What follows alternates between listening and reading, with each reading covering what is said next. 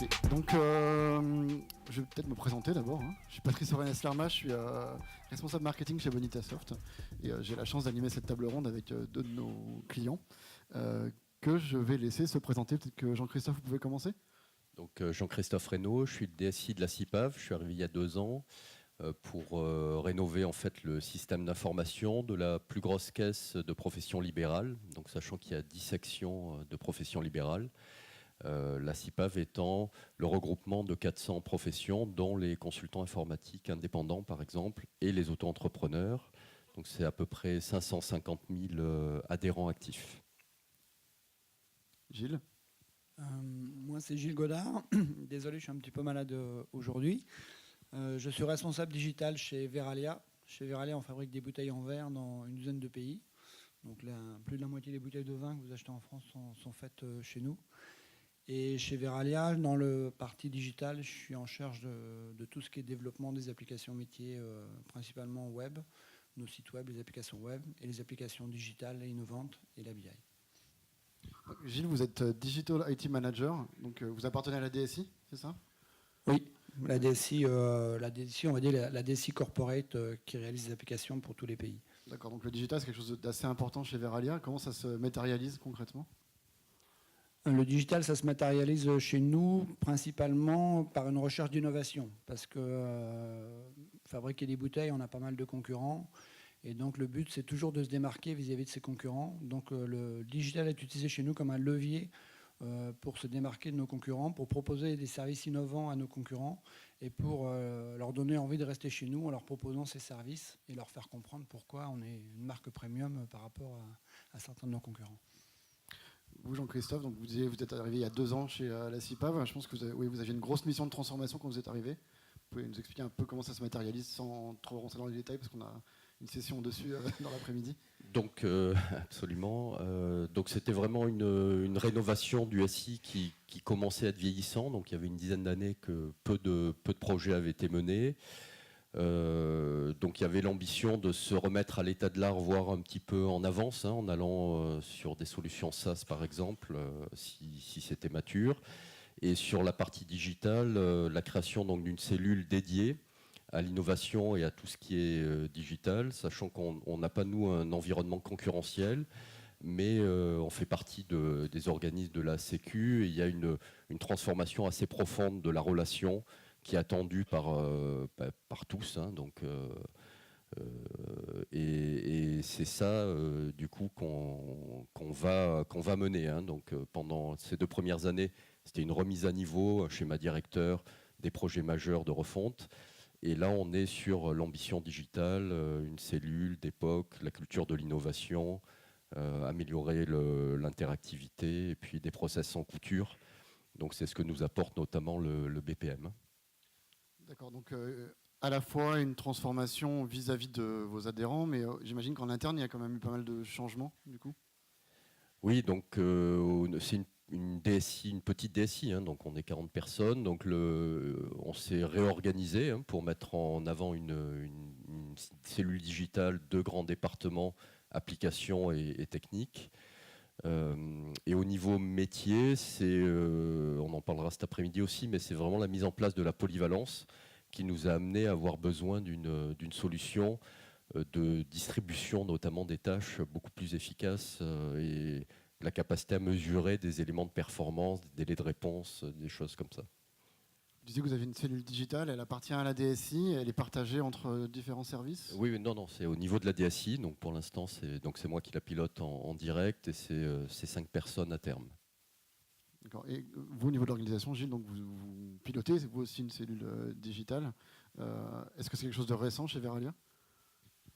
Chez Veralia, on va dire que c'est pas récent. Il y a toujours une culture un peu d'innovation et d'aller de l'avant chez Veralia. Donc j'ai été là aussi, je suis arrivé chez Veralia justement pour refaire cette partie-là. Donc on a refait l'architecture technique et on a mis en place on a refait tout le SI, on a mis à jour les back-ends, créé une couche d'intégration, modifié les technologies pour lesquelles on réalise les IHM. On développe toutes nos applications en responsive depuis mi-2013, qu'elles soient en interne ou en externe ou pour nos clients. Et ça se fait avec une équipe d'une dizaine de personnes. La partie digitale, je parle sur Paris. Et ensuite, donc tout se fait à la DSI, mais on travaille de manière très proche, principalement avec la communication et le marketing en interne, pour étendre ça dans nos différents pays. Et on a commencé la même approche dans l'industrie, dans nos usines, mais là, c'est un peu moins mature et c'est en phase de démarrage. Si on regarde votre parcours, vous étiez expert pour un gros éditeur allemand de RP, qui n'a pas la réputation d'être très flexible. Du coup, cette transformation, vous l'avez vécue, vous l'avez animée chez Verallia? Je l'ai vécu chez Verallia, mais j'ai eu la chance, avant de revenir en interne chez Verallia, de faire du conseil. Donc j'étais sur ce gros ERP allemand, hein, et c'était compliqué. Notre tâche, c'était justement de le rendre sexy, de le rendre beau avec de l'IHM. Donc je travaillais, ça a commencé il y a une dizaine d'années, où j'ai découvert le métier d'ergonome et de designer dans le monde du web. J'ai découvert des vraies compétences qu'on ne connaissait pas dans le monde de l'ERP. On a mélangé ces deux compétences, on a vu que ça marchait bien, et que les gens et les clients, enfin tout l'écosystème était en attente justement d'une vraie expérience utilisateur de meilleure qualité à tous les niveaux. J'imagine quand même que du coup, cette ERP, vous l'avez encore chez Verallia. Comment est-ce que vous orchestrez justement cette transformation avec quand même un legacy qui est présent? Chez Verallia, on a la chance, c'est que l'ERP il a été déployé dans tous les pays sur beaucoup de flux, ce qui fait qu'on a un système d'information qui n'est pas trop hétérogène. Pour une société qui a 10 000 personnes dans 13 pays, on a très très peu de back-end. Donc en gros, on a un gros SAP, un gros Salesforce pour le nommer, un gros système d'information aussi pour les usines qui réceptionne toutes les données de tous nos capteurs qu'il y a dans nos usines. Aujourd'hui, on appelle ça la IoT, mais enfin, ça fait quand même très longtemps que les industriels gèrent les données de leurs capteurs dans leurs usines. Et on a rajouté des systèmes périphériques comme une base MongoDB pour toutes les datas qui n'ont pas vocation à rentrer dans ces systèmes-là. Et par-dessus ça, on a rajouté une couche d'intégration. Il faut toujours une couche d'interfaçage pour faire discuter les systèmes entre eux. Et au-dessus, on a fait des IHM, tout en web, en responsive. Et on peut aller très loin aujourd'hui en web pour faire des IHM. On peut faire la 3D, les visites virtuelles, la réalité augmentée. Tout ça, ça se développe aujourd'hui en web classique sans trop de soucis. Je ne sais pas à quoi ressemblait le legacy quand vous êtes arrivé, Jean-Christophe. On avait encore une machine IBM qui apportait quelques services. On va citer le nom voilà. Toute l'informatique. L'interrupteur nous a lâchés, donc heureusement on avait virtualisé. Enfin bref, donc il y avait quand même un legacy assez important, sachant qu'on doit garder tout l'historique de nos adhérents, puisque c'est l'ensemble de la carrière qu'on conserve et qu'on doit reconstituer. Et puis un monolithe, donc un outil métier, sachant que le métier de la CIPAV, d'une caisse de retraite, c'est d'appeler des cotisations, verser des prestations, il peut y avoir du contentieux, de l'action sociale, et puis un fonds de placement, puisqu'on gère un fonds de réserve, donc il y a cette dimension financière, donc voilà, plus les fonctions support. Donc sur une échelle assez petite, on a finalement tous les métiers d'une entreprise qui doit conserver dans la durée des informations sur les adhérents très importantes. Donc le SI, c'est clé. Je pense que les caisses de retraite ont été les premiers à être équipés de systèmes de gestion. Donc nous, il y avait déjà un site internet qui existait, qui proposait très peu de services, qu'on a refondu sur un nouveau socle avec du Drupal, de l'Angular, des technologies qu'on va trouver partout, responsive. Et on est reparti dans un premier temps à l'existant. Les changements, les axes de changement vont être le service le plus important, c'est la demande de retraite en ligne, qui est donc un formulaire CERFA, donc, qui est très structuré, qui est assez compliqué à renseigner. Et donc qu'on va mettre en œuvre, puisque c'est un temps fort, un moment fort de la vie d'un de nos adhérents. Mais en tout cas, nous, on a pris l'ambition digitale, on l'a pris pas seulement sur la partie technologique, c'est pour nous à la fois c'est un changement culturel sur une meilleure prise en compte de la voix du client. Donc ça a vraiment été ça, réaliser des focus clients, comprendre à quel moment ils ont besoin d'interagir avec nous. Donc il y a eu un travail de ce type qui finalement est peu DSI, hein, donc on y a participé, mais on était plutôt preneur d'informations. Et puis l'innovation, elle n'était pas du tout culturelle dans la maison, hein, puisque c'est des données qui sont assez statiques. Donc c'est de justement promouvoir cette culture du POC, cette culture de l'innovation, de succès rapide, de tests. Peut-être on n'ira pas au bout. Donc c'est ça qu'on est en train de mener. Et du coup, vous avez rencontré des freins, j'imagine, peut-être en interne?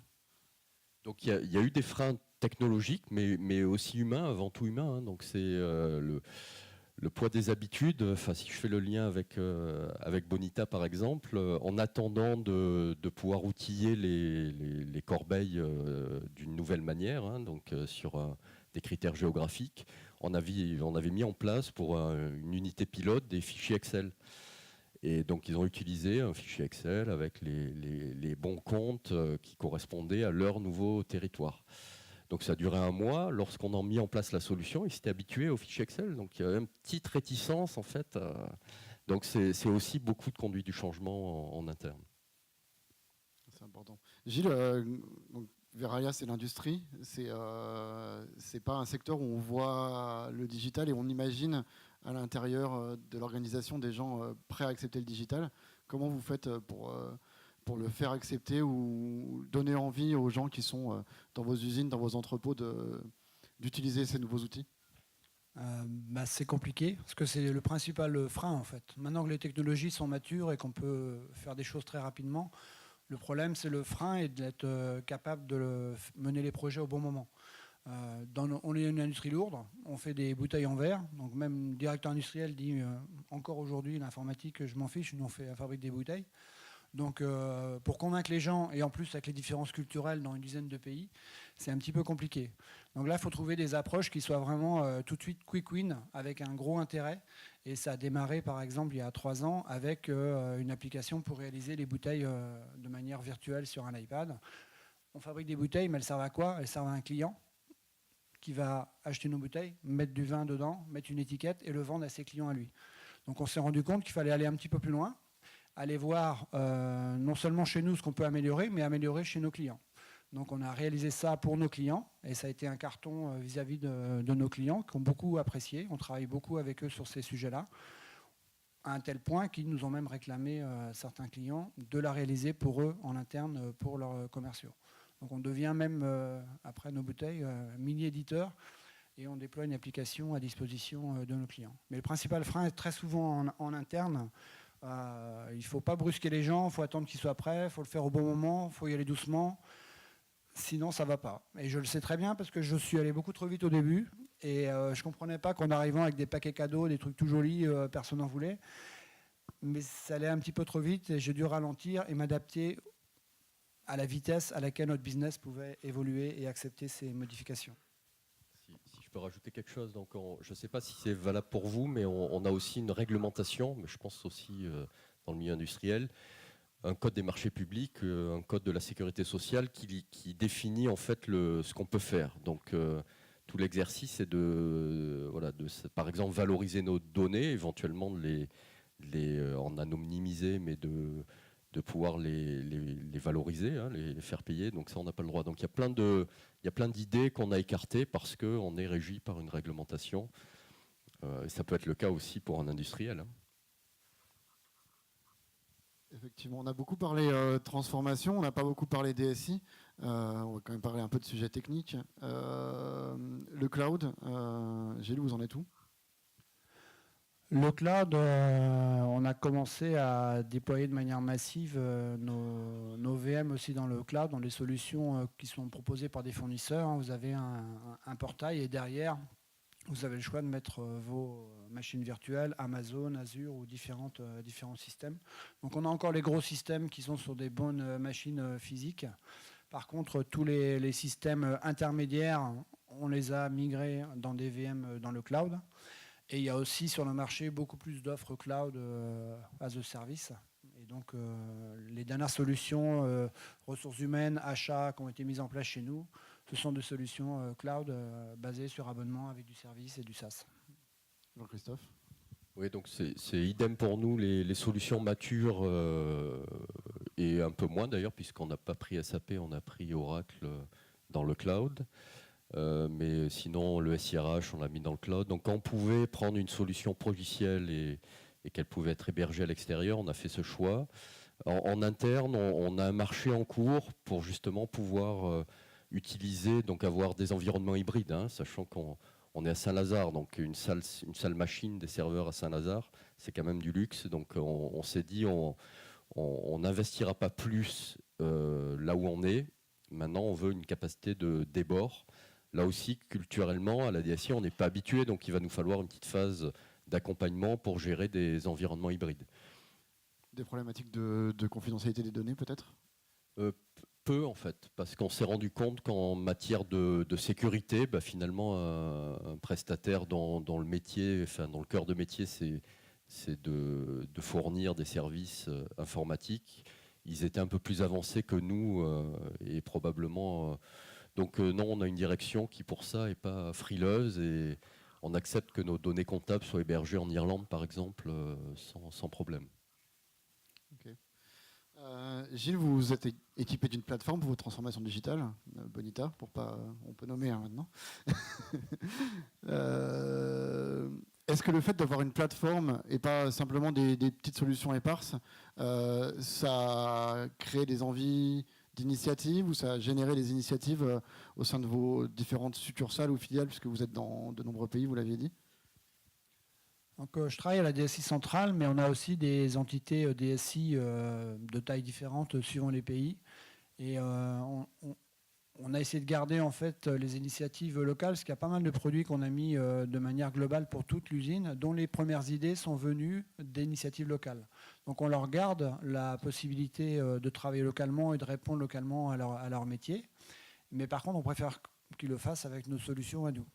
Du coup, c'est pour ça que cette plateforme qu'on utilise en centrale, on est allé pas leur forcer la main, on est juste allé leur montrer ce qui était possible de faire, les évangéliser, leur dire on vous fournira tout ce qui est API, services basés sur les ERP, ça s'ils ne peuvent pas le faire. Mais après, vous aurez la main pour développer ces applications localement. Et là, on s'aperçoit que dans certains pays, ça a bien pris, ça leur a plu et ça leur permet de développer localement. Ils ont même mis en place des processus avec la dernière version de Bonita avant nous dans ce contexte. Et du coup, ces initiatives locales, est-ce que vous les remontez en centrale pour les fournir à d'autres pays? Donc, de temps en temps, quand ce sont de bonnes idées, notre but, c'est de les récupérer, de les faire grossir, parce qu'elles ont souvent été conçues de manière locale, donc c'est rarement adaptable tout de suite, et ensuite de les déployer localement. Et le fait que ce soit développé avec le même outil, ça facilite quand même la migration d'une application locale à une globale, parce qu'on ne peut jamais prendre quelque chose qui a été fait localement et par un tour de magie la transformer. Ils n'ont pas géré les traductions, ils ont pensé qu'à eux, qu'à quelques cas. Quand on multiplie par 10 pays, l'application forcément elle va le grossir un peu et le processus sera un petit peu plus complexe la plupart du temps. Est-ce que vous pensez que justement le côté low-code de la plateforme a accompagné ces pays à générer des initiatives? Oui, parce que le principal problème du local, c'est les compétences. En centrale, on est une grosse équipe, donc on a des compétences dans tous les domaines. Et encore, on est obligé de faire appel à sous-traitance pour certaines technologies et certains domaines. On ne peut pas avoir toutes les compétences en interne. En local, c'est multiplié par 10 parce que les équipes sont beaucoup plus petites. Donc le fait d'avoir des plateformes où le niveau de technicité pour faire quelque chose, une première approche est beaucoup plus rapide et avec des compétences moins élevées en développement, c'est très utile et c'est ça qui a permis à naître à ces initiatives locales d'émerger en fait. Merci. Jean-Christophe, vous avez mis en production une première application.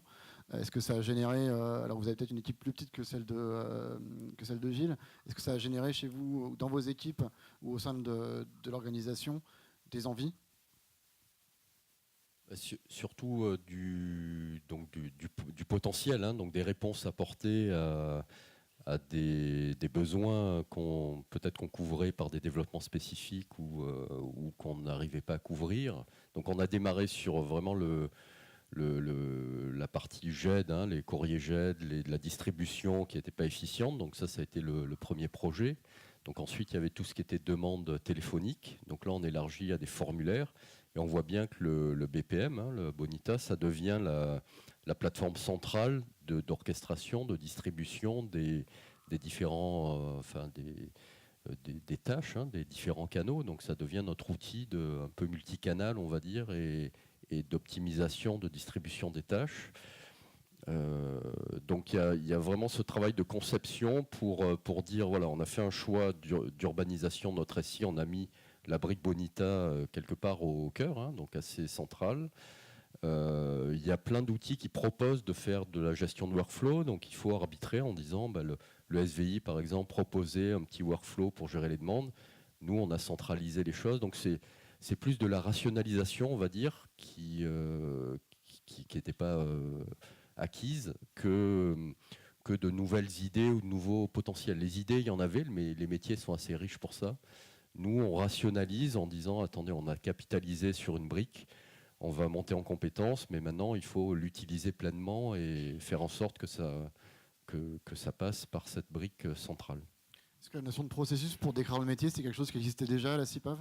Or, qui était naissant. Moi, pour tout vous dire, hein, c'était pas dans la partie BPM n'était pas dans le schéma directeur, donc il y avait une vingtaine de projets de refonte, donc ce qui nous paraissait suffisant déjà. Donc, lorsque lors d'un audit est apparu ce besoin de centraliser finalement des workflows qui n'étaient pas exclusivement documentaires, hein, qui pouvaient venir du web, voilà, la solution, ce type de solution est apparu.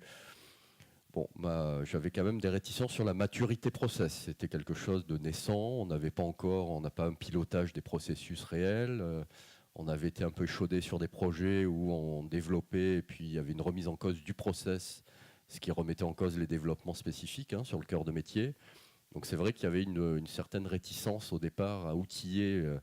Et finalement, c'est le fait de pouvoir démarrer sur un pilote très restreint, hein, donc qui nous posait problème, la GED notamment, avec des cycles courts. On était à 1 mois et demi à peu près, qui a permis de débloquer la situation. Donc on était quasiment en mode faisons un POC. Si ça fonctionne bien, avec simplement une expression de besoin, hein, sans cahier des charges, si ça fonctionne bien, élargissons-le. Et donc ça a été le pari réussi. Maintenant, vos métiers arrivent à penser process et à parler, à décrire leur métier. Voilà, beaucoup plus qu'au début. Ouais, tout à fait. Et l'outil, alors c'est jamais bien de dire c'est l'outil qui va permettre d'eux. Hein, on m'a toujours expliqué le contraire, mais en l'occurrence, ça nous a guidés. C'est peut-être la méthodologie associée à l'outil qui a accompagné ça. Oui. Et puis, voilà, et puis finalement, une capacité aussi par le prestataire à nous laisser au plus près des standards et à éviter de reproduire l'existence. Que je disais, dans une GED il y a plus de 10 ans, il y avait des contraintes et puis des choses qui se sont imposées à nous il y a 10 ans, hein, sans refaire l'histoire. Si on cherche à reproduire les mêmes petits drapeaux, la même logique de distribution avec des outils de maintenant, on va faire quelque chose qui n'a pas de sens. Donc, ça a été aussi cette capacité à tirer le meilleur parti du produit en restant au plus près du standard, tout en répondant aux besoins. Vous parlez de l'éradication des développements spécifiques. Du coup, on a vu que la transformation, elle avait un impact en interne, elle avait un impact sur vos adhérents. Elle aura, j'imagine, un impact sur votre DSI également, en termes de coûts de maintenance notamment. Oui. L'idée, c'est vraiment d'avoir des équipes suffisantes pour maîtriser ce qui a été fait ou maîtriser le paramétrage de l'outil, mais plus dépendre d'une équipe interne qui a fait du spécifique et du coup qu'on va avoir du mal à maintenir, à faire évoluer. L'objectif, c'est d'éviter tous les 10 ans une refonte majeure. Hein. Là, c'est vraiment, on investit dans une vingtaine de projets, ERP, etc. C'est de pouvoir maintenir notre SI à l'état de l'art, hein, des différentes, que ce soit des développements spécifiques ou des progiciels. Et c'est ça l'enjeu sur les 2-3 années à venir pour nous. Gilles, vous, sur les développements spécifiques, c'est aussi quelque chose que vous évitez ? On n'évite pas, on ne peut pas y éviter. Quand on parle de user experience, donc on parle de choses qui sont en low-code, qui sont pré-mâchées. Mais après, je dis à mes développeurs, si tel composant, vous le faites sur mesure parce que ça améliore énormément notamment les composants, je dirais Google-like, là, de recherche avancée de n'importe quel composant, qui sont très importants pour obtenir des IHM de qualité. Donc on essaie de faire quelque chose qui fonctionne bien avec des process et des applications, une façon de concevoir les applications et tout ça qui est toute prémâchée, toute faite, donc ils n'ont pas à recoder. Et on fait des spots de développement spécifiques là où il y en a vraiment besoin pour améliorer l'expérience utilisateur ou parce que le projet en a vraiment besoin. Voilà, on travaille aux deux niveaux. Dans l'esprit de ce que disait Miguel ce matin, c'est-à-dire qu'on ne peut pas tout avoir prémâché, on peut avoir de l'assistance, mais des fois on a quand même besoin de nos développeurs pour de la créativité, de l'innovation et des choses qui ne sont pas encore existantes. Si vous voulez, on peut peut-être prendre quelques questions du public. Si vous en avez. Hein.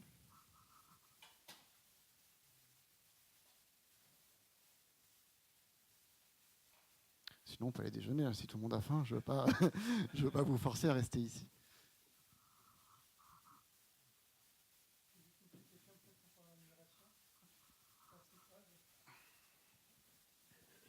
Oui, j'ai une petite question concernant la migration, parce que vous avez parlé d'IBM, je ne sais pas si c'est du mainframe ou pas. Le problème de la migration et de la reprise des données. Alors, moi, je n'ai pas connu, du coup, ça avait été fait il y a une dizaine d'années. Mais oui, c'est toujours compliqué. Nous, ce qu'on a dans notre logique de refonte, ce qu'on a cherché à éviter, c'est ces migrations massives d'un mainframe vers un outil qui était développé en Java, mais finalement qui reproduisait à peu près le mainframe. Donc, on retrouvait les mêmes difficultés. Donc là, on fonctionne par module, en apportant de la valeur ajoutée. Donc, par exemple, on a refait la partie liquidation, donc de la retraite, la demande de retraite en ligne, ce sera la partie visible des adhérents. Mais on évite une migration d'un outil vers un autre avec toutes les erreurs que ça entraîne, les défauts de qualité des datas qui après sont préjudiciables à nos clients. Donc tout ça, c'est ce qu'on a connu il y a une dizaine d'années et qu'on évite aujourd'hui par plutôt des modules et une logique de création de référentiels mieux maîtrisée qu'une migration globale. Du coup, votre réponse m'amène à une question. Est-ce que vous pensez que ce sont les nouvelles plateformes qui permettent de transformer et de ne pas refaire ce qui avait été fait avec ce mainframe migré en Java avec les mêmes fonctionnements? Est-ce que vous pensez que les nouvelles plateformes apportent quelque chose de plus pour permettre cette transformation? Oui, probablement. Donc ce côté modulaire, ce côté j'identifie ce pourquoi est fait telle brique et je la limite à ce périmètre. Ça évite d'avoir des liaisons. Voilà. Et puis une architecture ouverte aux services, qui n'a rien d'innovant, mais qui a aussi pour nous eu un changement culturel, puisqu'on fonctionnait par batch, avec des batchs qui tournaient la nuit, qui bloquaient la prod. Tout ça, c'est pas très 24/7. Donc il y a tout ce changement qui est en cours, avec une manière d'exploiter notre système d'information qui évolue. Et des postes comme un responsable de l'intégration, en fait, qui n'existait pas avant et qu'on a créé. Parce que, si on parle du BPM, par exemple, donc si j'ai un process, c'est la demande par formulaire sur le web. Donc là, il y a un petit travail côté web. Mais après, il y a le BPM, donc il faut que je définisse avec Bonita. Après, il y a le SB qui va orchestrer tout ça. Et puis, la demande, elle va être traitée. Donc c'est bien, j'intègre plusieurs briques et du coup, je travaille beaucoup plus comme ça qu'avant.